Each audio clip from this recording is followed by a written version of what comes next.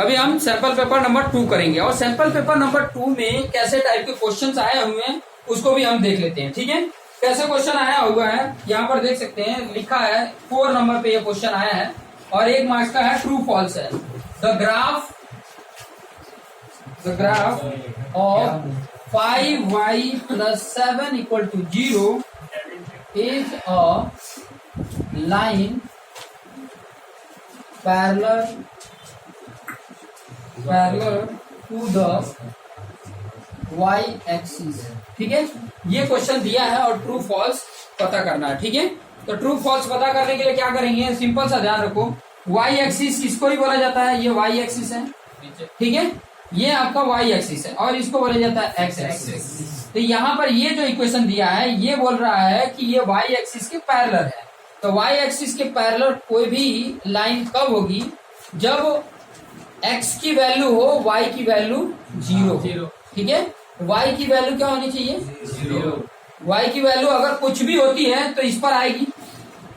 यहाँ पे तो डायरेक्ट वैल्यू दे दिया है, यहाँ पर अगर देखोगे 5y + 7 = 0, तो 5y = -7, y = -7/5, मतलब यहाँ y की वैल्यू क्या आ रही है, कुछ आ रही है और y की वैल्यू आ रही है, मतलब यहीं पर कहीं पर इसके ऊपर ही होंगे और इसके ऊपर ही अगर होगा तो मतलब इसको इंटरसेक्ट कर रहा होगा वो लाइन, भले ऐसे जा रहा होगा लेकिन यहाँ पर इसकी वैल्यू आ रही है, या ये माइनस में आ रहा है मतलब नीचे आ रहा है, या कैसे भी जा रहा है, ऐसे जा रहा हो या ऐसे जा रहा हो या ऐसे जा रहा हो, कहीं से भी जा रहा होगा, मतलब यहाँ तो इंटरसेक्ट कर रहा है ना। और कोई भी पैरेलल लाइन इंटरसेक्ट उस लाइन को नहीं करती है जिसके पैरेलल है, तो यहाँ तो बोल रहा है वाई एक्सिस को पैरेलल है, तो यहाँ पर क्या होगा, ये फॉल्स होगा। समझ में आया, फॉल्स है। ठीक है, प्रीवियस वाले में भी देखे थे, सैंपल पेपर 1 में भी फॉल्स आया था, यहाँ पर भी फॉल्स आया।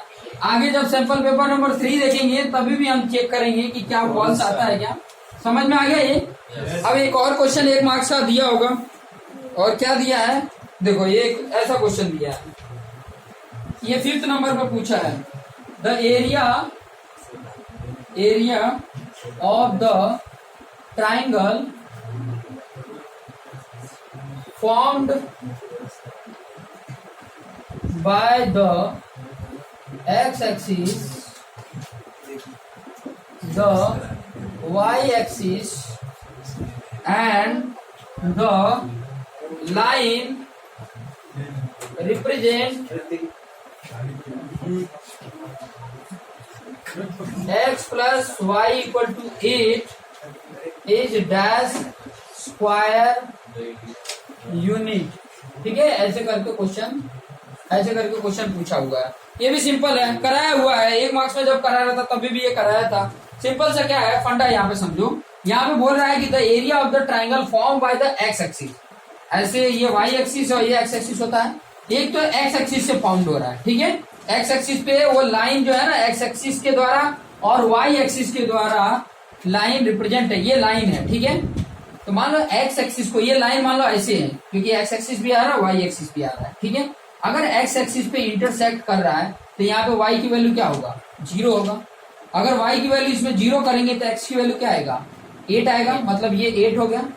ठीक है, और अगर इस पर इंटरसेक्ट कर रहा है इसका मतलब एक्स की वैल्यू क्या है, 0 है। एक्स की वैल्यू 0 करोगे तो वाई क्या आ जाएगा, 8 आ जाएगा, मतलब ये भी डिस्टेंस कितना है, 8 है, ये भी डिस्टेंस कितना हो गया, 8 हो गया।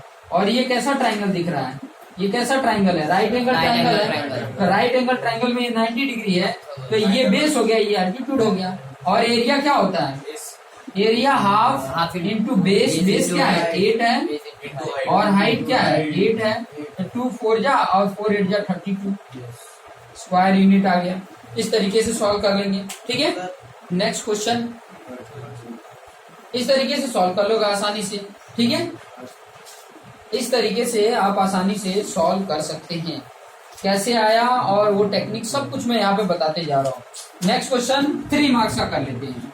ठीक है, 3 मार्क्स का, इसमें शायद मेरे ख्याल से सब्स्टिट्यूशन मेथड से सॉल्व करने के लिए बोलेगा। इसके प्रीवियस वाले में मैंने आपको बताया था कि एलिमिनेशन मेथड से कैसे सॉल्व करते हैं। इसमें देख लेते हैं, सेक्शन सी में 38 नंबर का क्वेश्चन पूछा है, 38 नहीं है 39 में है। ठीक है, solve the pair of linear equation. 39 number को बोला है कि solve the pair of linear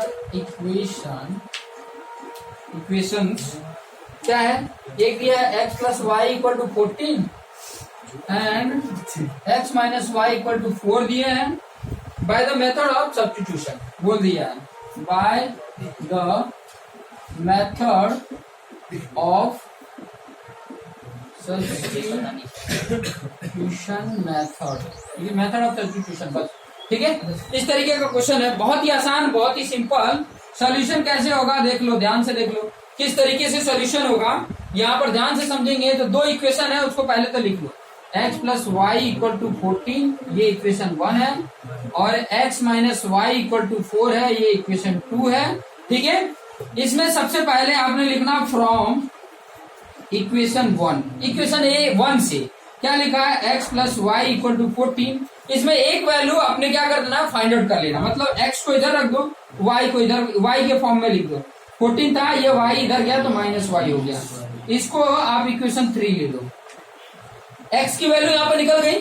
अभी ये कहां से आया था, 1 से आया था, ये आया था 1 से। अभी से x की वैल्यू हम y दूसरे वाला जो इक्वेशन है उसमें पुट कर देंगे, x की वैल्यू को हम दूसरे इक्वेशन में पुट कर देंगे। ध्यान यहाँ नहीं दोगे तो नहीं समझ में आएगा। x की वैल्यू जो हमने इक्वेशन 1 से निकाला है, इस x की वैल्यू को इक्वेशन नंबर 2 में पुट करेंगे। गलती से अगर 1 में पुट कर दिए तो सोल्यूशन गलत आएगा, ध्यान में रखना। गलती, क्योंकि ये आया x की वैल्यू कहां से, इक्वेशन 1 से, तो इसको पुट कहाँ करेंगे, इक्वेशन 2 में करेंगे। तो वही लिख रहा हूं, पुट करने के लिए यहाँ पर क्या उसको बोलते हैं, सब्स्टिट्यूशन भी बोलते हैं, ठीक है। इसीलिए इस मेथड का नाम रखा है सब्स्टिट्यूशन, ठीक है। तो वही लिख रहा हूं,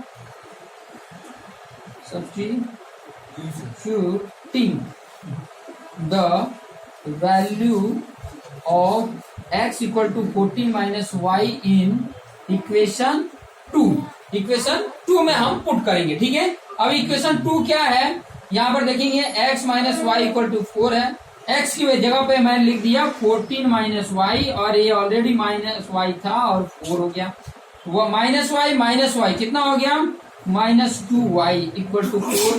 ये 14 उस तरफ जाएगा, यहाँ पर जो लिखा है, क्या लिखा है, 14 माइनस 2y इक्वल टू 4 है, ये 14 प्लस है, उस तरफ जाएगा, क्या होगा, माइनस होगा। 14 में से 4 माइनस होगा तो 10 आएगा, लेकिन बड़े वाले के साथ माइनस है, इसलिए माइनस, दोनों तरफ के माइनस को हटा देते हैं। 2y इक्वल टू 10 है, तो y इक्वल टू 10 और 2 मल्टीप्लीकेशन है तो डिवाइड हो जाएगा, y की वैल्यू 5 हो गई। अब ये y की वैल्यू किसी भी इक्वेशन में मैं कहा पुट करूंगा, इक्वेशन 3 में पुट कर दूंगा। Putting the value of y in equation 3 क्या है, x equal to 14 minus Y है, y की वैल्यू क्या है 5, तो x इक्वल टू क्या आ गया 9। इस तरीके से सॉल्व करेंगे तो आपका सब्स्टिट्यूशन मेथड भी आ जाएगा। कितना आसान, कितना सिंपल है। इसी तरीके से क्वेश्चन आएंगे और आसानी से आप इसको सॉल्व कर लेंगे। तो ये था आपका सिंपल पेपर नंबर 2, 5 मार्क्स का। इस चैप्टर से पूछेगा, और पहले भी बता चुका हूं, अभी भी बता रहा हूं, 1-1 मार्क्स से 2 क्वेश्चन जो सेक्शन ए से आएंगे, और 3 मार्क्स का एक क्वेश्चन सेक्शन सी से आएगा, जो इसी तरीके से होगा। या तो एलिमिनेशन पूछा है या तो सब्स्टिट्यूशन पूछा है, ठीक है। ग्राफिकल मेथड से नहीं पूछा है, लेकिन ट्राई करूंगा कि ग्राफिकल पर भी एक वीडियोज बना दूं। चलो इसी पे मैं बता देता हूँ, यहीं पर थोड़ा सा बता देता हूँ, यहीं पर बता देता हूँ, लिख लो, ठीक है, फटाफट लिख लो। इस तरीके से आपको सॉल्व करेंगे, आसानी से आ जाएगा, ठीक है। इस तरीके से करोगे आप आसानी से सॉल्व करोगे, बहुत ही आसान, बहुत ही इजी कॉन्सेप्ट है।